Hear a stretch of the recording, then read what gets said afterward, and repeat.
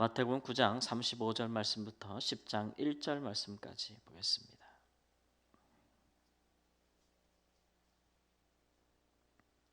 마태복음 9장 35절 말씀부터 10장 1절 말씀까지입니다. 9장 35절 말씀. 예수께서 모든 도시와 마을에 두루 다니사 그들의 회당에서 가르치시며 천국 복음을 전파하시며 모든 병과 모든 약한 것을 고치시니라. 무리를 보시고 불쌍히 여기시니 이는 그들이 목자 없는 양과 같이 고생하며 기진함이라. 이에 제자들에게 이르시되 추수할 것은 많되 일꾼이 적으니 그러므로 추수하는 주인에게 청하여 추수할 일꾼들을 보내주소서 하라 하시니라. 예수께서 그의 12제자를 부르사 더러운 귀신을 쫓아내며 모든 병과 모든 약한 것을 고치는 권능을 주시니라. 아멘. 예수님께서 모든 도시, 마을 여러 곳에 두루 다니시면서 가르치시기도 하고 또 복음을 전파하시기도 하며 또 병든 자를 고치시기도 하고 또 약한 것을 고치셨다라는 예수님의 사역을 요약하는 말씀입니다. 예수님께서 홀로 그렇게 부지런히 많은 일들을 하셨지만 여전히 예수님이 보실 때 홀로 감당할 수 없는 많은 사역들이 남아 있고 또 예수님께 계속 몰려드는 많은 사람들, 또 예수님을 찾아오는 사람들, 혹은 또 예수님이 찾아가야 되는 마을과 거기에 속한 지역과 또 사람들, 그런 것들은 무수히 많았기 때문에 예수님 홀로 사역하기에 너무 힘에 부치셨던 것 같아요. 오늘 말씀해 보니까 무리를 보시고 불쌍히 여기시니 이는 그들이 목자 없는 양과 같이 고생하며 기진함이라. 이 목자 없는 양, 이스라엘의 목자 없는 양처럼 된 것, 그것을 걱정하는 사람이 있었죠. 성경에 선지자 모세가 그런 일을 하나님 앞에 걱정하고 기도한 적이 있습니다. 그가 마지막에 하나님 앞에 부르심을 받아서 비스가산 느보산에서 하나님의 그 취하심을 받을 때 그가 마지막 죽기 전에 하나님께 간구한 마지막 기도의 제목이 이거예요. 하나님, 이스라엘 가운데 목자를 세워 주십시오. 그래서 이스라엘 백성들이 목자 없는 양같이 그렇게 방황치 않도록, 유리방황하지 않도록, 고생하지 않도록 하나님 목자를 세워 주십시오라고 하는 것이 모세의 마지막 기도였고 또 그의 마지막 유언도 그랬습니다. 이스라엘 백성들을 향한 마지막 유언도 하나님께서 나와 같은 선지자 하나를 너희 가운데 일으켜 주실 건데 너희들이 그의 말씀을 듣거든 순종하라, 불순종하지 말라, 이렇게 또 유언을 남기기도 했거든요. 이런 모세의 기도는 궁극적으로 이제 예수님으로 말미암아 응답을 받았다고 할 수가 있겠습니다. 이스라엘 백성들이 그 목자 없는 양같이 고생하지 아니하도록 우리 하나님께서 예수님 그의 아들을 보내주신 것이죠. 물론 그 전에도 많은 종들을 보내셨으나 아들만 갖지는 못하였지 않겠습니까? 그러니까 예수님께서 참 목자, 예수님께 스스로 말씀하시기를 나는 선한 목자라 그렇게 말씀하셔서 예수님 이전에 온 종들은 또 훌륭하게 하나님의 사역을 감당하기는 하였으나 그러나 여전히 부족한 사람의 모습이 많았고 그렇기 때문에 또 실망감을 주는 일들이 적지 않았죠. 또 예수님 당시에 있었던 많은 선생님들은 모세의 율법을 가지고 백성들을 가르쳤으나 백성들을 불쌍히 여기고 또 사랑하는 그런 사랑과 온유한 모세의 마음은 가지지 못한 것 같습니다. 그러니까 율법을 가지고 백성들을 위하여 쓰지는 않았겠죠.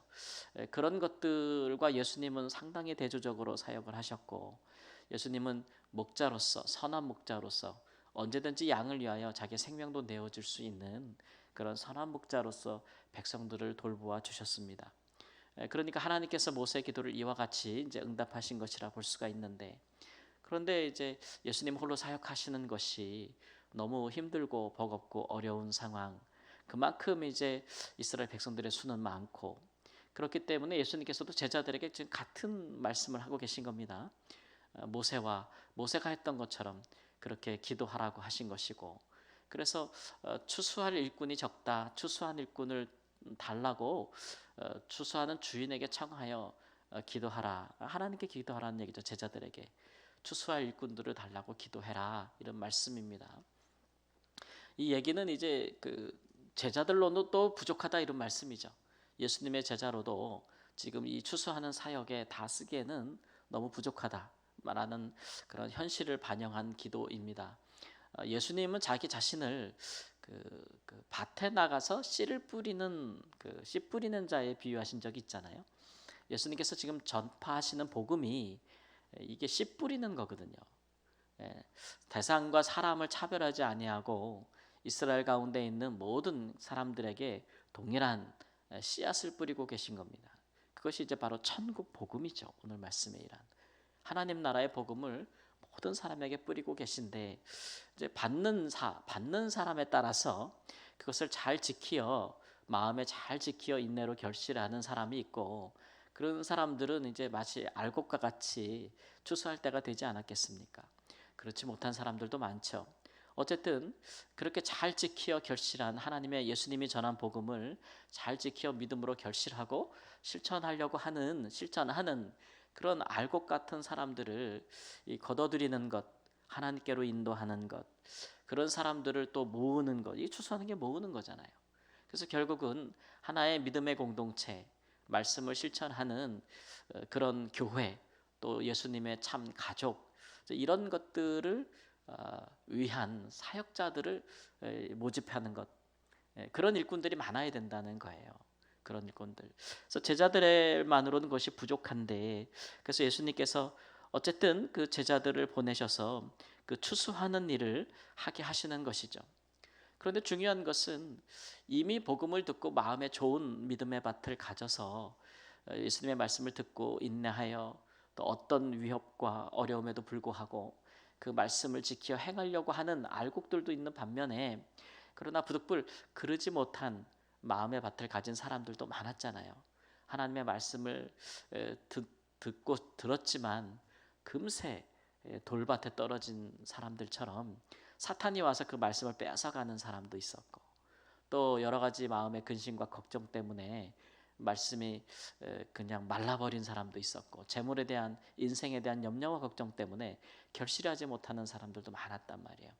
근데 그런 사람들의 배후에 있는 것이 바로 뭐냐? 그러면 그것이 바로 이제 악한 영들이라 할 수가 있습니다. 마귀, 악한 영, 더러운 귀신들, 또 이렇게 모든 병과 모든 약한 것, 그런 것들이 원인이 돼서 예수님이 전한 복음을 듣고도 천국 복음을 듣고도 천국의 백성이 되지 못하는 사람들, 그런 사람들도 고려해야 되지 않겠습니까? 그러니까 그런 사람들을 향하여서 이 추수하는 일꾼들이 사역을 할 때 부득불 그 모든 것의 원인이 되는 원인자, 즉 악한 영들과의 그 다툼, 이 전쟁은 불가피한 것이라는 것이죠. 예수님께서도 이렇게 회당에서 가르치시고 복음을 전파하고 병과 모든 약한 것을 고치시는 것도 예수님의 사역이기는 하나 결국 여기에는 또 마귀와 또 귀신들과의 예수님께서 아주 그 처절한 그 다툼, 영적인 전쟁을 벌이시는 사역이라는 단면의 모습을 우리가 볼 수 있거든요. 그래서 제자들이 추수하는 사역을 감당하려면 이제 그 같은 능력을 받아야 되는 거예요. 귀신들을 제어할 수 있고 악한 마귀 사단에게 굴복치 아니할 수 있는 스스로의 권능은 없기 때문에 예수님께서 그들에게 그런 권능을 주셨다라고 이제 말씀하고 계신 겁니다. 이제 이 나가서 이 12제자들이 흩어져서 복음을 전하고 이제 귀신을 쫓아내고 막 이럴 때에 다른 복음서에 보면 사단이 하늘에서부터 이렇게 번개처럼 떨어지는 것을 예수님께서 보셨다 이런 말씀하시잖아요. 이처럼 추수할 일꾼들이 그 추수하는 사역을 하나님 나라, 천국의 복음과 또 천국의 백성들을 추수하고 모으는 일들을 하면 할수록 더 이제 악한 세력들과 또 죄의 세력들과 또 귀신들의 그 저항과 반항과 또 그들의 미혹과 유혹과 공격은 더 거세질 것을 예수님께서 이제 아시기 때문 아니겠습니까? 그래서 제자들에게 그러한 권능을 주시는 것이라 이렇게 말씀하고 있습니다. 오늘날도 우리는 이제 예수님께서 전파하신 복음 또 십자가에서 죽으시고 부활하신 예수 그리스도를 주로 섬기는 일에 우리가 증인된 삶을 살고 있는데 예수님이 이때는 추수할 일꾼이라 그랬는데 오늘 다시 이제 우리가 예수님의 부활 이후에 주어진 새로운 용어로 말하자면 이제 증인이라고 할 수 있겠죠. 예수님의 증인으로 사는 삶, 우리에게 필요한 것은 함께 일할 수 있는 사람들이 필요합니다. 깨어 있는 사람들이죠. 함께 예수의 사람으로 살기를 원하는 그런 사람들, 예수님의 부르심을 입은 사람들, 또 예수님의 보내심을 받은 사람들, 이런 사람들이 우리 시대에 많이 필요한 것이죠. 그래서 하나님의 백성들을 모으는 일, 천국을 이루어가는 일에 헌신할 자들이 하단 말입니다. 그래서 그것을 위해서 기도하라라는 거죠. 다 이 시대 다 예수를 믿는다고 하지만 다 자는 자들 뿐이면, 깨어나지 못하고 다 영적으로 자는 자들, 죽은 자들 뿐이면, 병든 자들, 약한 자들 뿐이면 누가 예수님처럼 사역할 수 있겠습니까? 그러나 이렇게 기도하라고 또 말씀하시는 것은 어느 시대에나 이렇게 주님의 증인으로, 일꾼으로 깨어서 영적인 전쟁을 벌이는 하나님의 일꾼들이 있다라는 것이죠. 하나님이 보내주신다는 거예요. 그래서 그런 수가 적지 않도록 기도하라. 적으면 어떻게 되겠어요? 일은 많은데 사람이 적어, 일할 사람이. 그러면 여러분, 그 일하는 사람들이 어떻겠어요? 너무 힘들잖아요. 너무 힘들잖아요. 가정에도 마찬가지고, 교회도 마찬가지고, 한 지역과 사회도 마찬가지고, 국가에도 마찬가지고. 해야 될 중요한 일은 많은데 나서고 해야 될 그릇이 되는 사람들, 목자들이 없다면, 인도자들이 없다면 그 공동체는 아마 불행해질 거예요. 없는 것도 문제인데 적은 것도 문제예요. 그러니까 그런 일들에 우리가 기도하는 기도자들이 되어야 될 줄 믿습니다. 뿐만 아니라 이제 그런 사람들은 이 권능이 있어야 돼요. 특별히 이제 그런 이런 미혹받는 일, 시험에 드는 일, 혹은 죄에 걸려 넘어지진, 죄짓지 않는 일, 또는 이런 영적인 마귀와 또 귀신들과의 싸움에서 지지 않을 만큼 강인한 믿음과 신앙과 또 성령의 능력을 부여받은 그런 사람들이, 일꾼들이 되어야 됩니다. 늘 이렇게 밝은 곳에서만 그 뭐라 그럴까요? 자란 그 뭐죠? 그냥 그 순수한, 아니면 그런 밝은 데서만 자란, 어둠을 알지 못하는, 그 어려움을 겪어보지 못한, 이렇게 말하는 게 좋겠네요. 어려움을 겪어보지 못한 사람들은 난관을 헤쳐나갈 수가 없지요. 지도자는 그만큼 훈련과 연단을 거쳐야 합니다.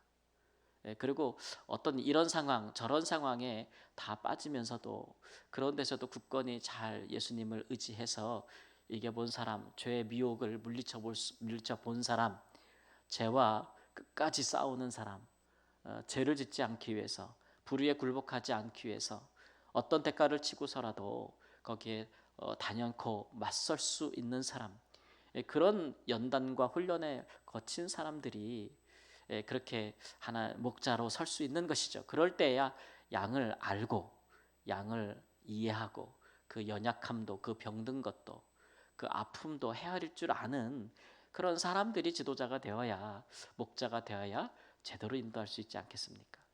네, 그런 일꾼들이 우리에게 필요합니다. 여러분, 그런 것들을 위해서 우리가 기도해야 합니다. 우리가 직접 그런 사람이 되기를 주께 구하는 것도 중요한 일인데 다 목자겠습니까? 그러면 그런 사람들을 보내달라고 간구할 수 있는 모세의 마음, 예수님의 마음은 우리가 가지고 살아야 되지 않겠습니까? 이 새벽에 기도할 때도 그런 일을 위하여 기도하시기를 우리 주 예수님의 이름으로 축원합니다. 아멘. 하나님, 이 시대에도 모세처럼, 예수님처럼, 제자들처럼 추수할 일꾼, 하나님 예수님의 증인, 목자 같은 하나님 나라의 백성들을 인도할 사람이 필요합니다. 주님, 이를 구하오니 일꾼이 적어 하나님 양들이 고생하지 아니하도록 하나님이여 우리에게 추수할 일꾼을 보내 주옵소서. 우리의 기도를 들으시며 하나님 앞에서 권능을 부여받고 능력을 얻어 하나님 충분히 하나님께서 만드신 하나님의 사람들이 우리의 시대를, 교회를, 사회를, 우리의 가정을 온전하게 인도하고 생명의 길로, 푸른 풀밭과 하나님 맑은 많은 시냇물 가로 하나님 인도하는 하나님의 사람들을 세워 주옵소서. 존귀하신 예수님의 이름으로 기도합니다. 아멘.